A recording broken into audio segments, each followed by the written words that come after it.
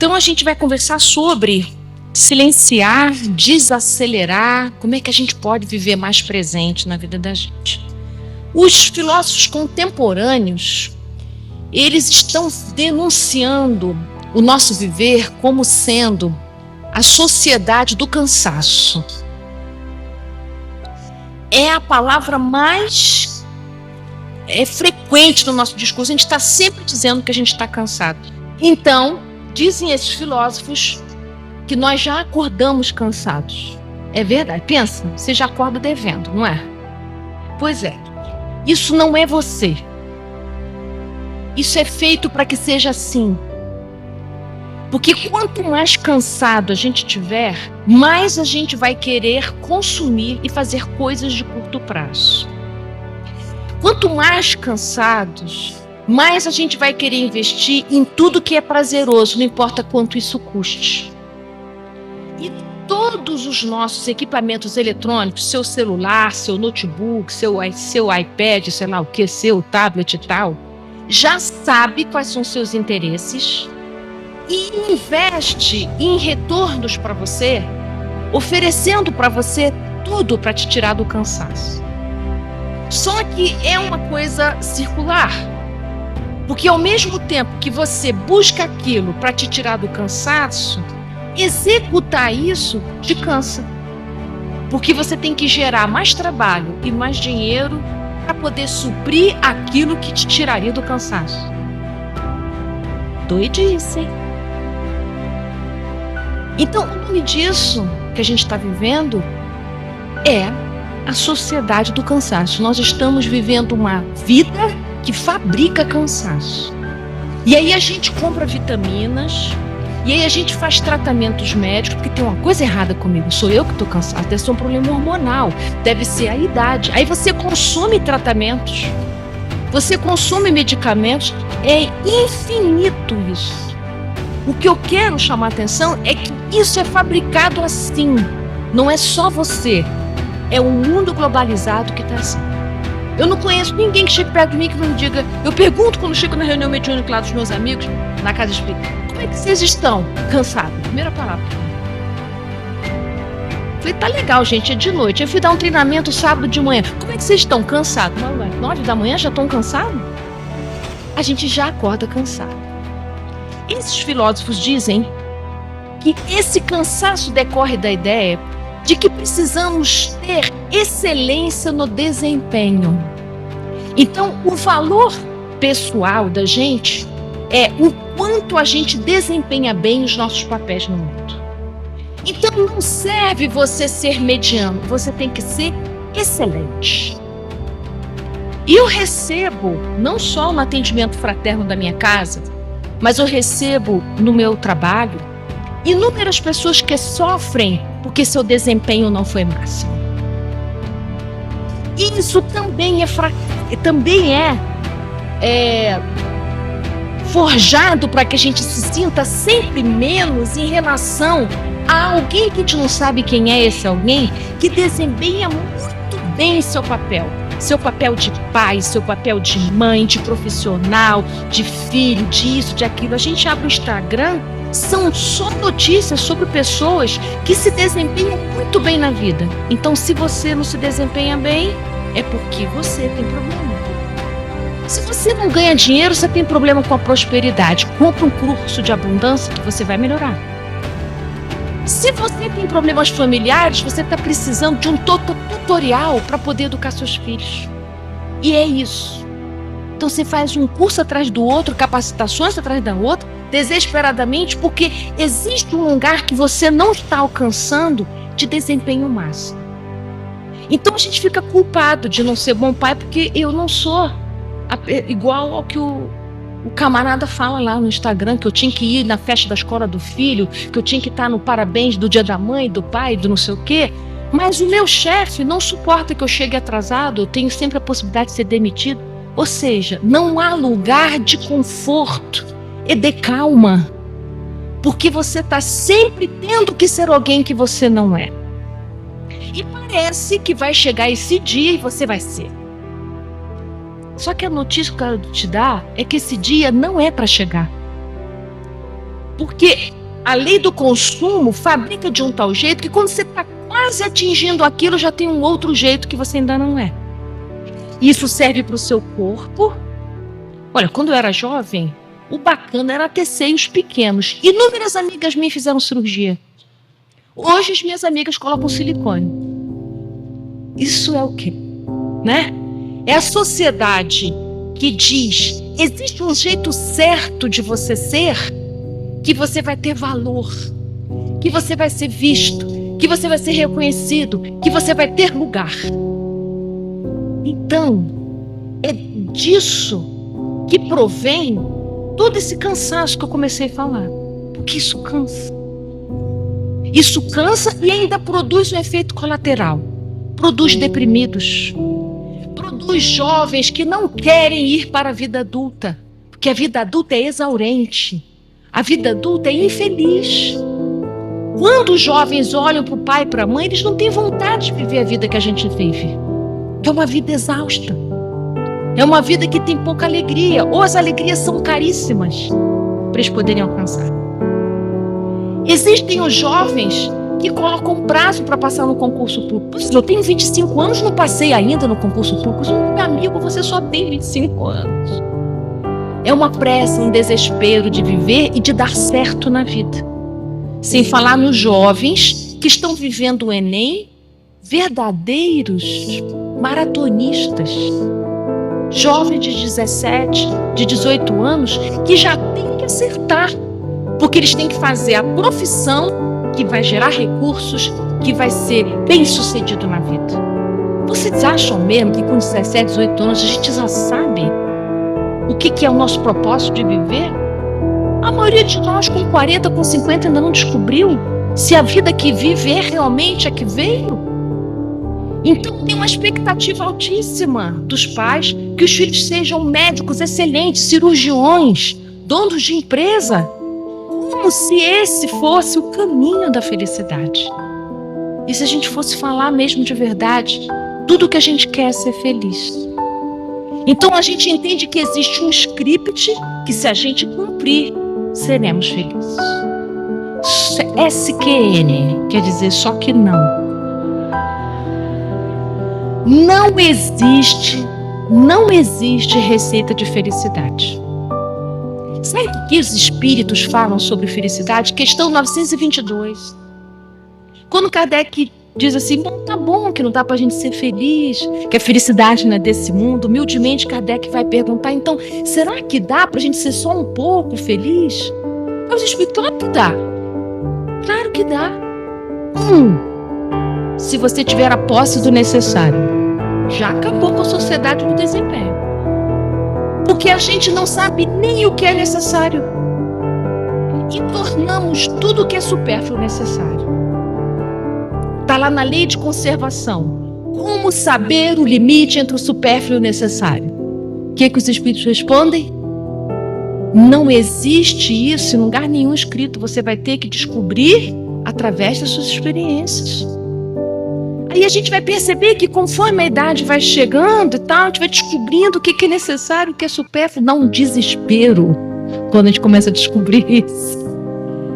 Então, posse necessário. O primeiro item que os espíritos levantam como sendo: olha, se você se dirigir ao que é necessário, você vai parar de ficar tão desesperado com o desempenho. Segundo, consciência tranquila. E terceiro, fé no futuro. Ou seja, confia. Nós todos estamos todos marchando juntos, caminhando juntos, para sermos espíritos melhores. Nós não estamos nos dirigindo para as trevas. Nós estamos nos dirigindo para a nossa vida ser melhor, com mais consciência, com mais liberdade e, claro, consequentemente, com menos dor de viver. Mas se a gente continuar investindo num caminho que é de ordem materialista, nós não vamos alcançar esse lugar tão cedo. Então esse lugar só vai chegar na vida da gente depois de um grande momento de sofrimento. Então, a nossa conversa é nesse lugar. Será, olhando a minha vida hoje, o que de verdade aqui é essencial para mim? Para que eu me sinta feliz comigo, com a pessoa que eu sou. Porque a pessoa que eu devo ser, essa tem milhares de opções. Mas e com a pessoa que eu sou? Já há em você alguma perspectiva em que você possa olhar para o que você faz, para o que você é, para o que você sente, e tudo bem ser assim? Porque enquanto eu não concordo com quem eu sou, fica difícil me transformar. Eu vou fazendo representações. Não sou eu na minha essência que sou assim, né? Então, às vezes a gente acha que para ser eu tenho que fazer tal coisa, eu tenho que ter tal coisa para eu poder ser. É o contrário, eu já sou. Esse eu que eu sou é que faz e é quem tem. E eu preciso botar cada coisa no seu lugar. Pensando nisso, eu queria conversar com vocês sobre esse lugar no mundo que a gente habita quando a gente nasce.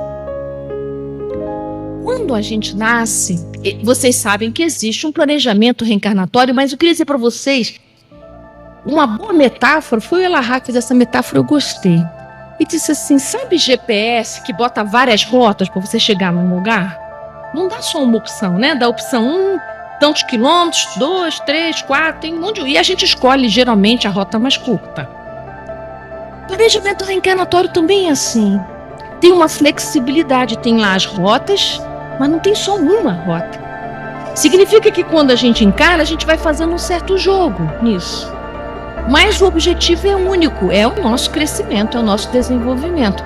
Com os 3 eixos, com as provas, com as expiações e com a missão, que não é que a gente é missionário no sentido macro, mas nós temos uma missão, ou seja, uma responsabilidade positiva e boa e gostosa e prazerosa, que é de deixarmos um legado para as pessoas com as quais a gente convive.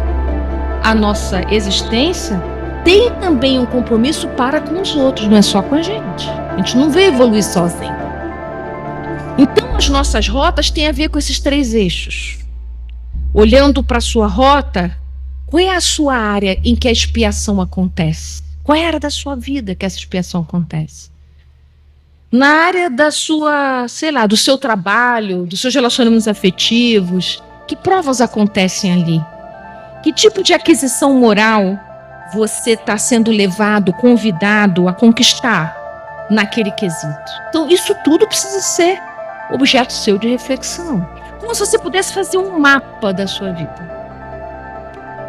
Quando a gente reencarna, nós reencarnamos no lugar certo. Você é filho de fulano e de fulana, 3º irmão, 4º irmão, 5º irmão daqueles espíritos, sobrinho de fulano, neto de cicrano, isso tudo está arrumado, gente. Então, a gente tem um lugar que, em primeiro lugar, ele é biológico. Quando a gente nasce, bebezinho, eu já nasço ali, filhinho do meu pai e da minha mãe, não importa se você vai ser adotado ou não, mas você nasce biologicamente de alguém, você tem alguma coisa a ver com aquele pai, com aquela mãe. Só que, ao longo do tempo, você precisa transformar esse lugar biológico, esse lugar consanguíneo, num lugar espiritual e emocional. Eu sempre cito o caso fácil e claro da gente entender no nosso lar, quando a mãe do André Luiz diz que ela vai reencarnar, vai casar de novo com o pai do André e vai ter como filhas as 3 pessoas com as quais esse homem teve relacionamento extraconjugal. Então, olha, biologicamente elas vão ser filhas, mas emocionalmente que lugares elas estão? Em linha com a mãe. Certamente haverá dificuldades de convivência. Mas a proposta reencarnatória é que elas possam, no lugar consanguíneo, conseguir transpor o lugar anterior, transformar o lugar anterior nesse lugar atual de filha. Vão ter que aprender a serem pequenas, aprenderem a ser filhas desse homem e filhas dessa mãe. Isso é um aprendizado. Se elas não conseguirem ocupar esse lugar de filhas, e quiserem ocupar emocionalmente um lugar competitivo de afeto homem e mulher com esse pai, o melhor delas não encontra condições de vir à luz. O que virá são conflitos. Então, quando os espíritos dizem que a gente precisa vencer o arrastamento das más paixões, isso quer dizer que a gente vai sentir o arrastamento. E a gente vai levar um certo tempo para a gente dizer não para esse arrastamento. Quanto mais a gente consegue dizer não, quanto mais a gente consegue resistir, melhor para a gente. Quanto mais a gente cede, maior nível de sofrimento. Então, esse tempo que a gente leva para transformar o nosso lugar consanguíneo em um lugar espiritual, emocional, isso é todo o nosso trabalho de desenvolvimento moral, tá claro? E enquanto a gente não consegue fazer isso, a gente ainda não está no exercício pleno da nossa reencarnação, a gente ainda está ajustando o lugar. Se tivesse ainda arrumando a cozinha para cozinhar, não cozinhou ainda.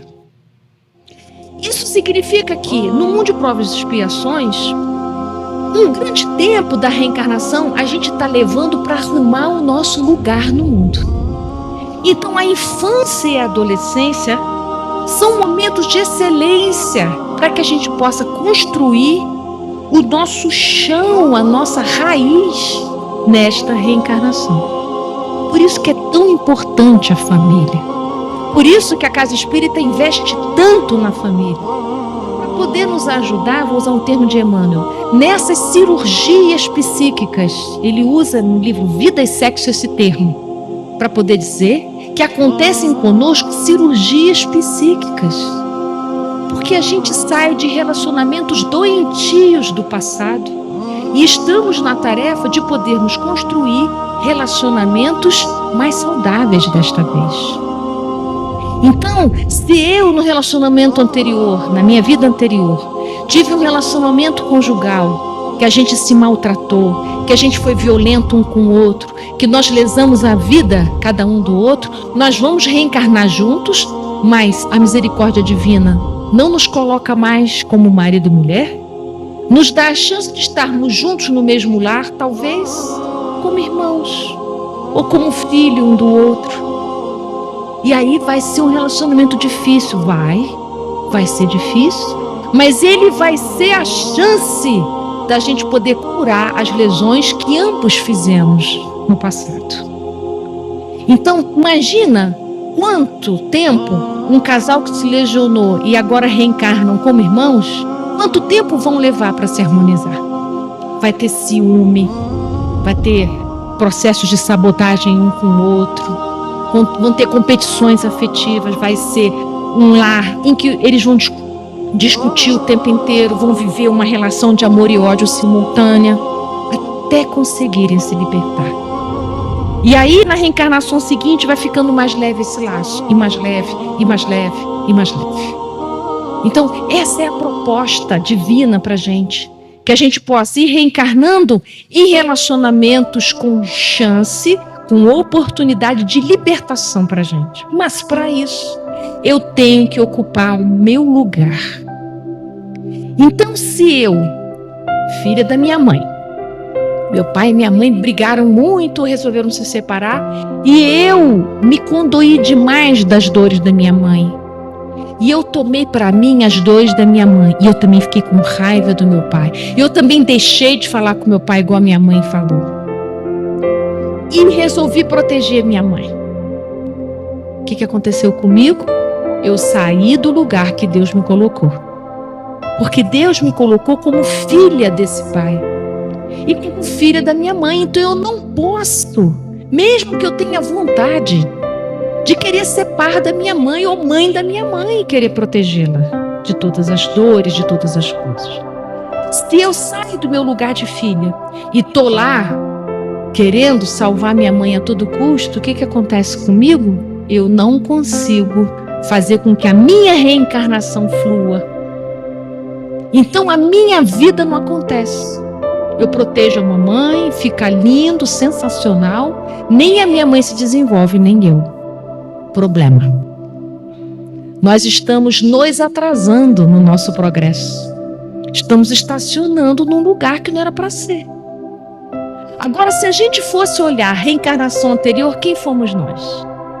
Hoje, eu sou filha dela, tomei para mim as dores dela, quem será que nós fomos no encontro passado? Se Deus sabiamente me colocou filha, alguma coisa diferente eu tinha que fazer. E se colocou ela como mãe, alguma coisa diferente ela precisava fazer.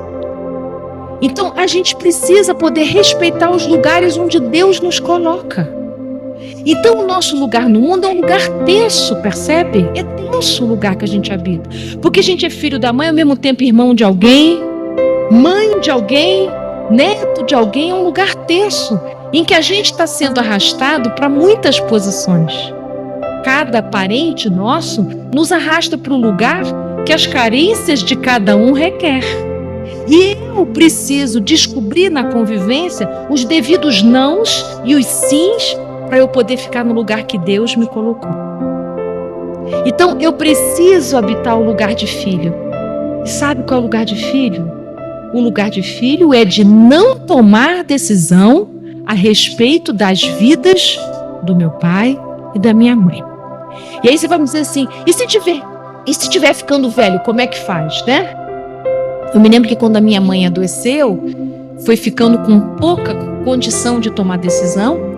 Toda vez que nós tínhamos que tomar decisão sobre ela, como é que a gente ia conduzir o tratamento dentário dela, como é que nós íamos conduzir o tratamento no CTI, se a gente ia fazer gastrostomia, se a gente não ia fazer, todas essas decisões, nós sentamos juntos e pensando, conhecendo a nossa mãe, como ela tomaria essa decisão. E foi esse fio que nos conduziu o tempo inteiro.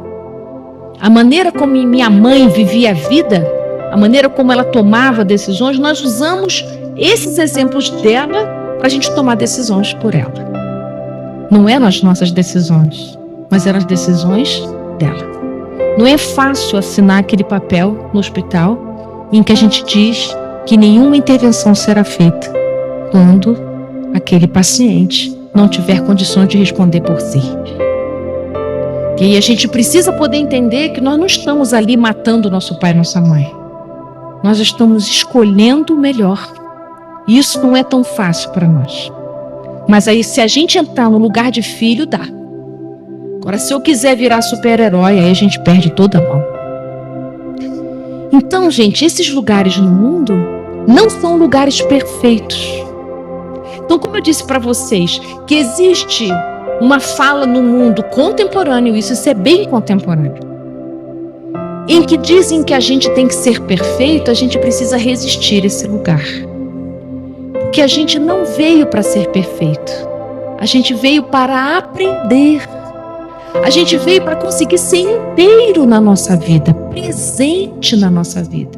Porque se eu tenho que ser perfeito, sabe o que acontece? Eu não consigo ficar presente. Porque eu estou aqui já pensando no próximo passo, eu não consigo nem saborear o que eu estou fazendo. Porque eu me comparo com tanta gente, eu tenho que ser tão sensacional, eu tenho que ser tão diferente, eu tenho que ser tão espetacular, que eu não consigo ser eu. Então a gente precisa começar a separar o que é expectativa externa e o que é de verdade o meu projeto reencarnatório. O que é mesmo que eu vim fazer nessa vida? O que é mesmo que constitui os meus sonhos e os meus projetos aqui? Se eu desencarnasse hoje, eu já teria feito o meu dever de casa? Se a resposta é não, bacana. O que ainda está faltando para você completar o dever de casa? Você precisa ter essa resposta. Porque senão a gente fica distraído nas ocupações da vida, que são inúmeras, não acabam as ocupações da vida. Estão sempre nos requisitando, faz aqui, faz ali, faz aqui, faz ali. Pensando nisso, muitas tradições estudam e nos ajudam a pensar como que a gente pode sair desse torvelinho. Porque esse tumulto é conhecido do mundo de provas e expiações. Então, existem terapeutas antigos, os terapeutas do deserto já falavam dessa travessia que a gente precisa fazer para a gente poder se descolar dessas expectativas do mundo e a gente poder encontrar no sucesso. A parábola do filho pródigo fala da mesma coisa. O que é o afastar-se de casa, tomar a herança do pai, ir bem longe, cair em si e poder fazer o processo de volta para casa? Somos nós que estamos voltando para casa. Joana de Ângeles, no livro Em Busca da Verdade, fala isso. Todos nós somos filhos pródigos voltando para casa. Se somos filhos pródigos voltando para casa, está faltando um item fundamental: cair em si. O filho pródigo só começa o retorno quando ele cai em si mesmo. Cair em si mesmo é tomar consciência de mim. Tomar consciência do que me aconteceu nessa estrada anterior até eu chegar aqui. E é tão interessante na parábola do filho pródigo que esse filho, quando ele se dá conta que ele está vivendo uma vida miserável, afastado de Deus, né? Afastado do pai, ele fala assim, que ele gostaria de estar na fazenda do pai, trabalhando como fosse um servo qualquer, porque um servo, até os porcos, comeu melhor que ele. Daí ele pensa assim, quando eu voltar eu vou pedir um emprego lá na fazenda, né? Porque ele não se sentia mais digno de voltar e ocupar lugar de filho.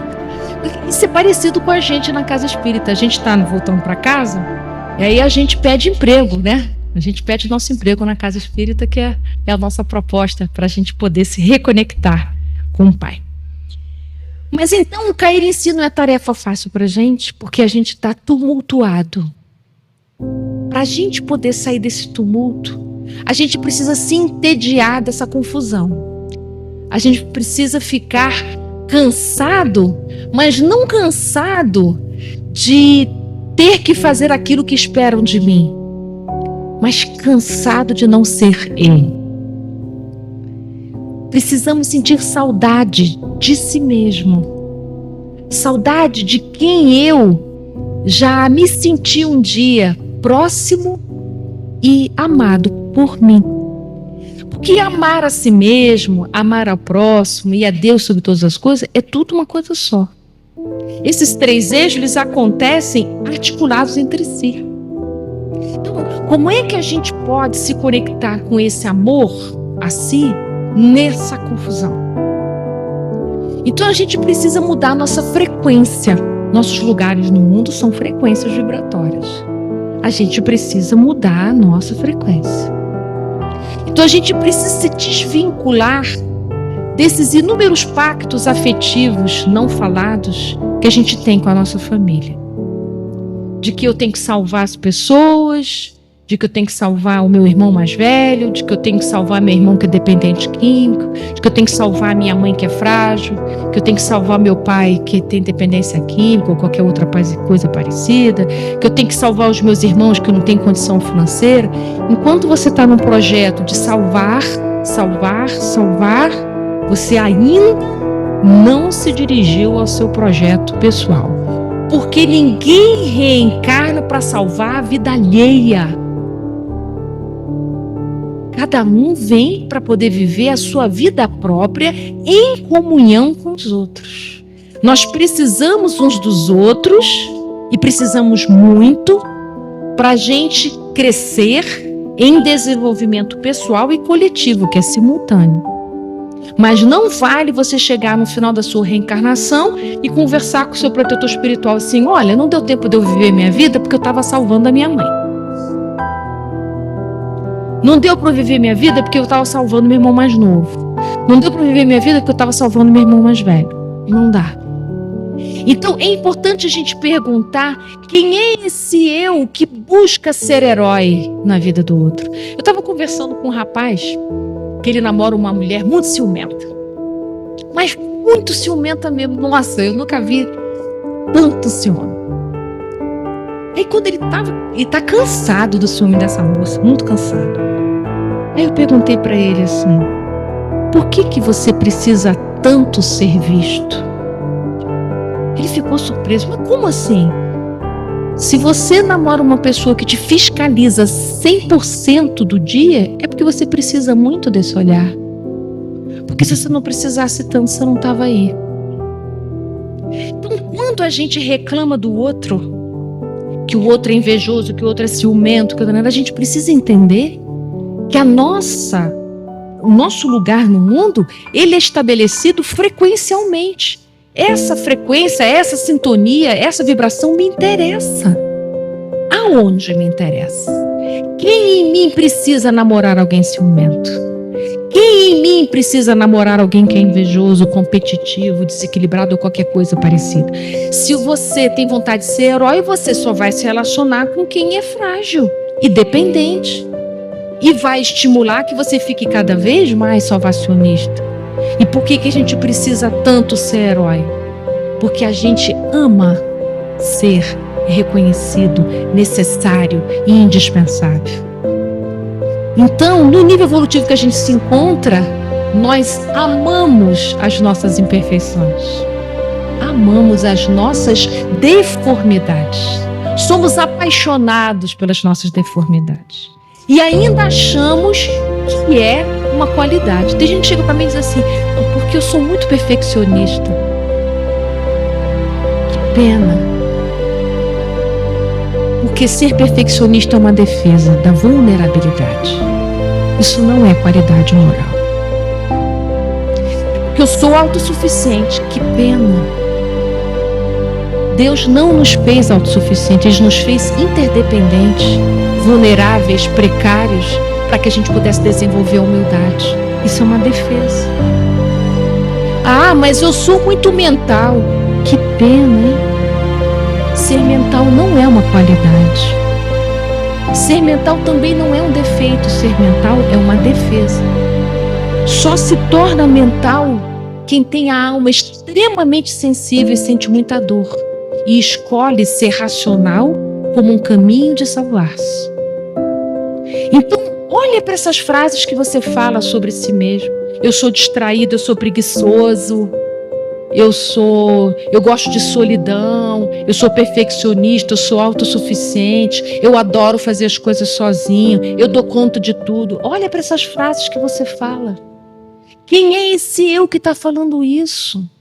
Certamente não é a sua parte melhor. Então a gente precisa de um processo de cuidar de si. Então, eu tenho 5 minutinhos ainda. Eu li um livro bacana chamado Abecedário Espiritual, de um padre franciscano chamado Francisco. Ele é um padre espanhol da cidade de Osuna. E no século XVI, ele escreveu o método orante, que é o método que os franciscanos usam para a cura da alma. Esse método é lindo. É o método dos 3 silêncios. Eu queria compartilhar com vocês esse método do Francisco. É o método dos franciscanos, né? Cada Francisco é de uma cidade. Tem o Francisco de Assis, Francisco de Osuna. Esse Francisco é de Osuna. Ele é de um século depois de Francisco de Assis, da mesma ordem, né? Essas tradições, antes de eu falar do Osuna, essas tradições, gente, falam da gente o quê? Que a gente precisa sair do desvio da alma. Nós somos desviantes, não porque a gente quer, é porque a gente não sabe que está desviando. Não sabe. Eu já contei isso, tanta praia, já nem sei mais se eu contei aqui no Brasil. Mas meu filho mais novo, meu filho que desencarnou, que eu conto no livro, quando ele tinha por volta de uns 11 ou 12 anos, assim, ele pegou emprestado um aparelho eletrônico de um amigo. Chegou em casa com o aparelho eletrônico. Cara aberto o aparelho. Eu olhei, levei um susto, porque eu não tinha comprado. Falei, meu filho, de onde veio esse aparelho? Ah, mãe, o meu amigo me deixou comigo. Não falou nem a palavra emprestado. Falou, deixou comigo. Ele já está enjoado, deixou comigo. Aí eu disse, meu filho, se acontece alguma coisa com esse aparelho, a gente vai ter que reaver. E é muito mais caro comprar um novo para a gente devolver do que esse que está com você. Então, por favor, devolve, meu filho. Você não tem como garantir que esse aparelho vai ficar intacto para você poder devolver. Mas mãe, poxa, ele deixou comigo, mas eu quero ficar e não sei o quê. Aí, aquele lugar de mãe que a gente fala, que a gente acha que falando chega, né? Eu falei muito, gente. Aí ele ficou me escutando atento. Eu falei um monte. Mas não falei brigando, não. Falei explicando. Olha, isso e aquilo, a responsabilidade, coisa toda. Se fosse você que tivesse emprestado, imagina, devolver com defeito, ou perdeu, ser roubado, não sei o quê, nananã, blá, blá, blá, blá. Se você quiser, meu filho, a gente se organiza financeiramente para a gente poder comprar, mas não é assim. E falei. Quando eu terminei, o que eu achei?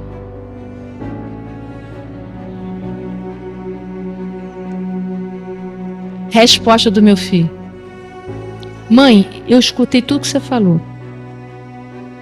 Você está certa. Mas eu não vou fazer isso, não.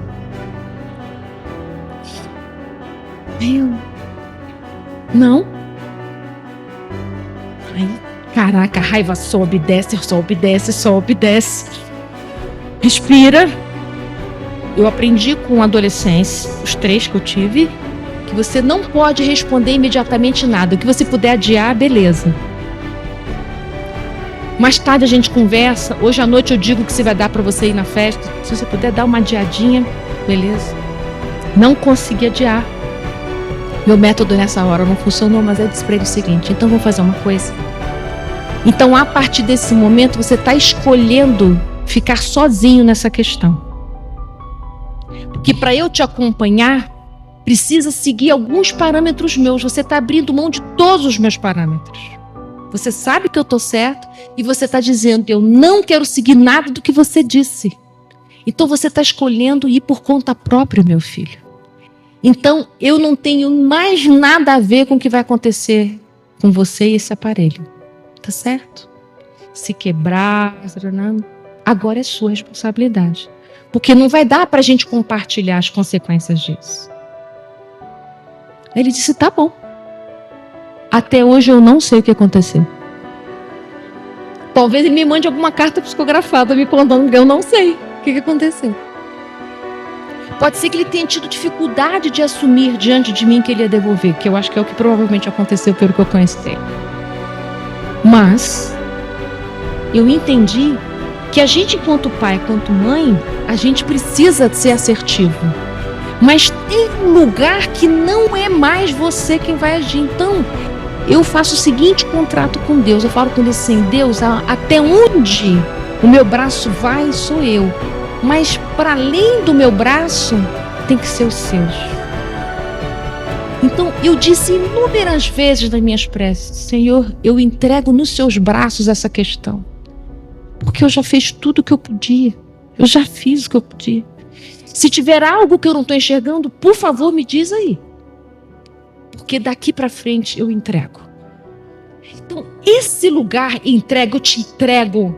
Ele precisa ser real, não é entrego aqui, é entrego no coração. Eu entrego essa questão.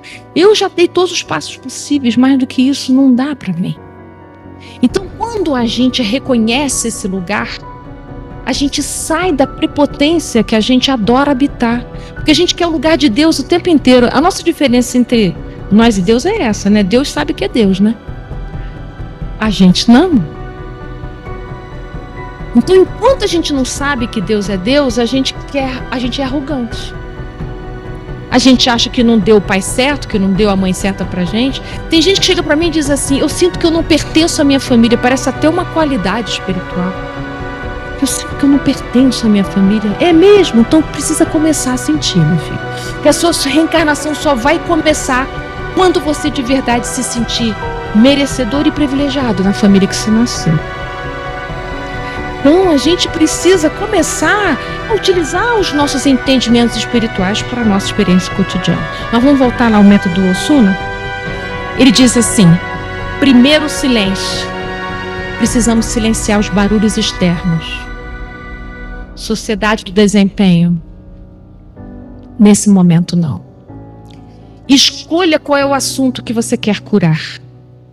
Isso ele está ensinando a gente a orar, que é o método orante.